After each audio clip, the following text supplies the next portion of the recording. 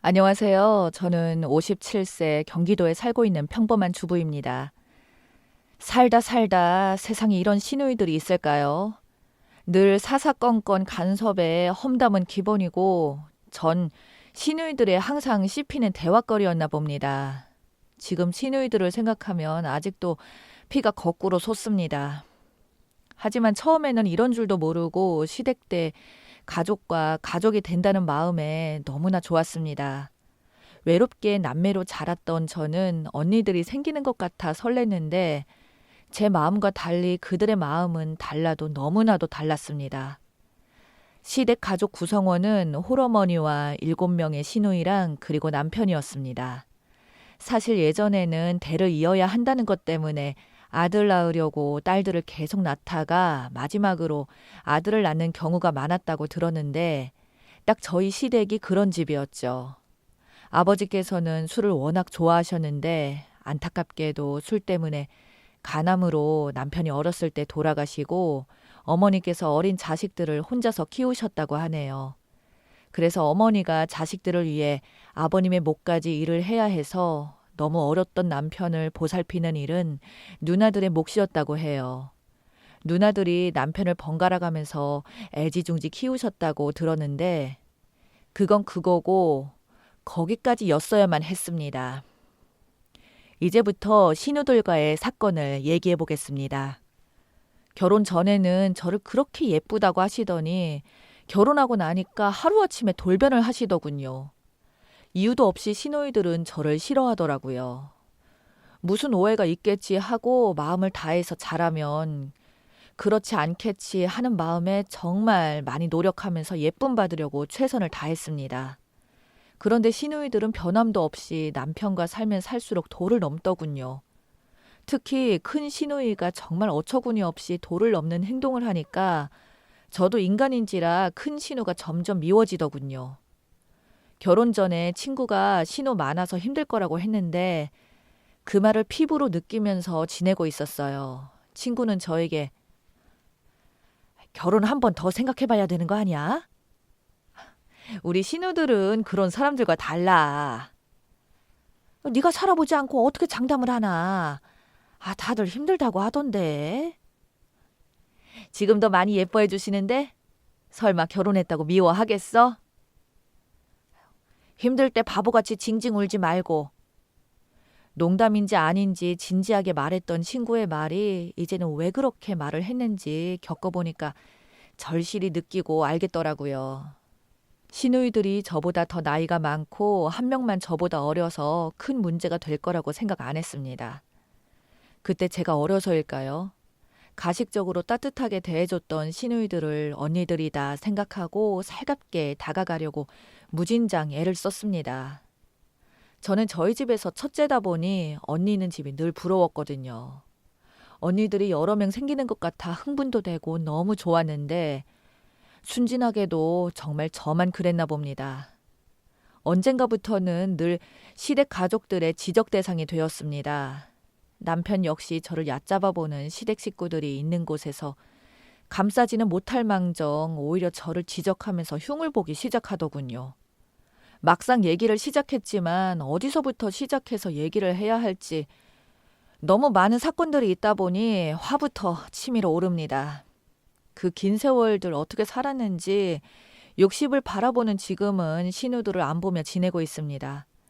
우선 신혼 때부터 얘기를 하자면 그렇게 어린 나이도 아닌 25살에 결혼을 하였고 바로 아이도 가졌습니다. 시작은 이때부터였던 것 같아요. 만삭이 되어서 도저히 배가 불러 이번 김장은 못할 것 같아 어머님께 어머님, 저 이번에는 몸이 좀 안 좋아서 어머님 도와드리기 힘들 것 같아요. 했더니 시누이들이 번갈아 전화를 해서 난리쳤고 김치는 못 주니까 김치 가져다 먹지도 말라는 등등 아침부터 전화벨이 쉴 새 없이 울리더군요. 그러더니 결국에는 어머님께서 그럼 몸 무거운 네가 움직이지 말고 내가 너네 집에 가서 도와줄 테니 집으로 오지 말고 기다리고 있어라 하시는 거예요. 뒤에서 늘 어머님을 조종하는 시누이들이 이번에도 나섰던 모양이다 생각하고 전화를 받고 멍하니 그 자리에서 몇십 분을 그대로 있었어요. 그 모습을 보고 있던 남편이 뭘 그렇게 어렵게 생각해. 내가 다 도와줄 테니까 걱정하지 마. 하는데 제가 순진했었고 남편 말을 그때 믿지 말았어야 했습니다. 도와준다던 남편은 김장하는 동안 내내 잤고 남편을 깨우면 시어머니는 노발대발 하면서 회사 다니면서 얼마나 피곤하고 힘들면 저렇게 자겠니? 내버려 둬라. 라고 하시곤 김장을 하시는 겁니다. 사실 요즘은 절임 배추가 있어서 덜 힘들지만 예전에는 대부분 배추를 소금에 절이고 했던 터라 남편의 도움 없이 만삭인 제가 하기에는 무리였습니다. 결국엔 그날 사건이 터지고 말았습니다. 만삭의 몸으로 너무 힘들었던 저는 김장을 하다 쓰러졌고 가까운 산부인과를 가게 되었는데 의사 선생님께서 제 상태를 보시고는 큰 병원에 빨리 가셔야 합니다. 이러다가 산모 죽을 수도 있고 아이도 만삭이니 빨리 가셔야 합니다. 라고 해서 근처의 큰 병원에 입원을 하게 되었습니다. 만삭의 몸으로 김장을 했으니 그때 제 몸은 말로 할 수 없을 정도로 지쳐 있었고 너무 아팠습니다. 저혈압에 아기도 내려와도 너무 내려가 있고 상태가 너무 안 좋아서 잘못하면 조산할 수도 있다고 하니까 그때 남편은 자기가 너무 힘들면 혼자 하지 말고 깨우지. 왜 혼자 했어? 라고 말을 하는데 어이가 없었습니다. 제 몸 상태를 누누이 얘기했고 이렇게 큰일을 겪고 나서도 말을 그따위로 하는 남편을 그 순간 시어머니가 있다는 것을 잊고 남편 뺨을 한 대 때리게 되었어요. 제가 때렸는데도 남편은 멍하니 있고 그 순간 시어머니가 소리를 질러서 아차 싶었습니다. 시어머니는 노발대발 하시며 하시는 말이 너 그렇게 안 봤는데 시어머니 앞에서 이게 무슨 경고 없는 행동이야. 정말 유난을 떠는구나.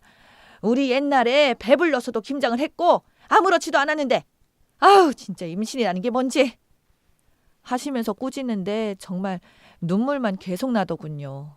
그런데 이것은 일도 아니었어요. 이제부터 막장 드라마 같은 일이 벌어졌습니다. 시누이들이 우르르 병실에 들어서더니 동생이 저에게 맞았다는 얘기를 듣자마자 한다는 말이 네가 뭔데 감히 내 동생한테 욕을 하고 때려. 어린아이 아빠 없이 자란 것도 화가 나는데 네가 손을 올려?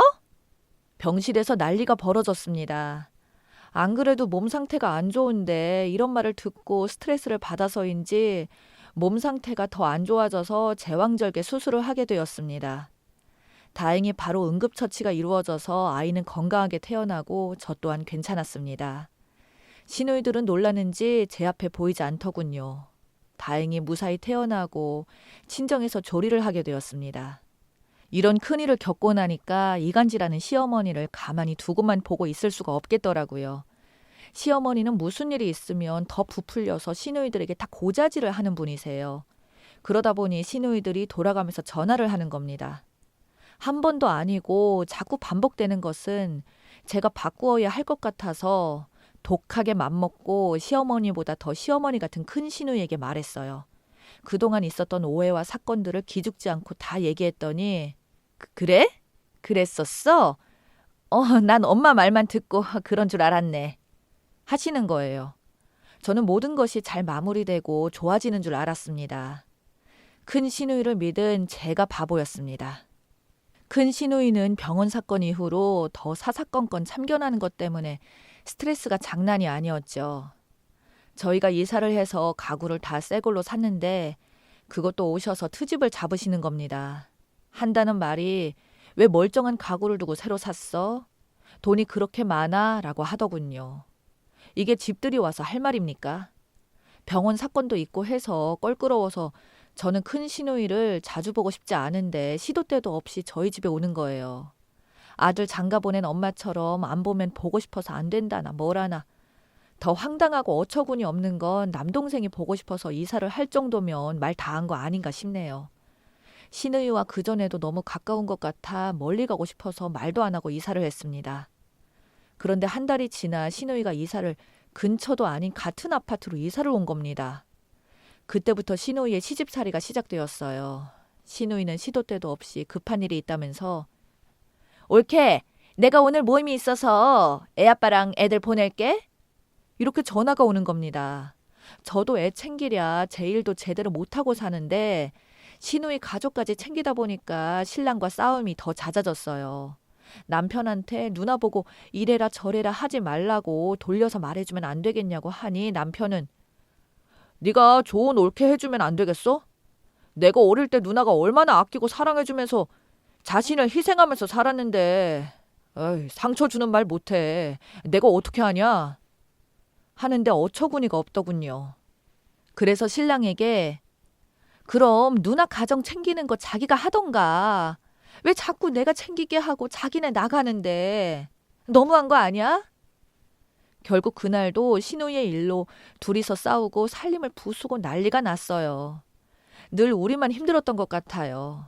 예전 일도 있고 해서 시어머니랑 거리감 생긴 것 때문에 잘 지내보려고 했는데 시누이는 제가 큰 잘못을 해서 이러고 사는 줄 알고 있는 것 같았어요. 이렇게 살다가는 가정도 깨지고 애도 힘들 것 같아서 용기 내어 시누이를 집으로 불렀습니다. 그리고 얘기를 했죠. 형님, 죄송한 말이지만 저는 충분히 할 만큼 했다고 봐요. 더 이상 못하겠어요. 제가 형님 몸종도 아닌데 이래라 저래라 하는 걸 왜 우리가 따라야 하는지 모르겠어요. 정말 이렇게 못 살겠습니다. 우리가 이사를 가던지 형님께서 이사를 가세요. 그러자마자 얼굴이 벌겋게 변하면서 시누이가 일어나더니 이게 보자 보자 하니까 이제 이위아래도 없이 못하는 말이 없네? 이렇게 말하면서 제 머리채를 움켜잡고 흔들었습니다. 처음에는 화가 난 시누이를 진정시키려고 아, 형님 왜 그러세요? 그만하세요. 라고 말해도 손을 놓지 않고 휘어잡고 흔들더군요. 이러다 죽겠다 싶어 살려고 저도 형님 머리채를 똑같이 비틀어서 움켜잡았습니다. 저는 힘껏 머리채를 더 흔들었네요. 진짜 시누이는 힘없이 흐느적거리며 비명을 지르더라고요. 그런데 그 순간 별이 반짝했습니다. 신랑이 저를 친 겁니다. 제정신이야? 사람이야? 어디서 그래? 라고 말하더라고요. 그 순간 잡고 있던 머리 끄덩이를 바닥에 밀쳐서 던져버렸습니다. 신랑이란 인간이 무조건 신우 편만 들고 자초지종을 묻지 않고 제게 손찌검을 한 걸 생각하니 분해서 그때 저도 남편에게 쏘아붙였습니다. 그때 또 때리려고 하길래 급하게 부엌으로 달려갔어요. 밸브를 열고 부엌에서 사용하는 라이터와 가위를 들었습니다. 그리고는 곧바로 저는 크게 소리를 쳤어요. 야, 도대체 나한테 왜 그러는 거야? 그래, 다 죽어. 다들 놀랐는지 모든 상황이 정지가 되었습니다. 이 모든 것을 멈출 수 있었던 건 저희 아이가 방에서 나오자마자 모든 것이 정리가 되었습니다. 그 순간 저는 이성을 되찾고 정신이 번쩍 들더군요. 저도 왜 그렇게까지 했는지 제 자신이 너무 놀랐습니다.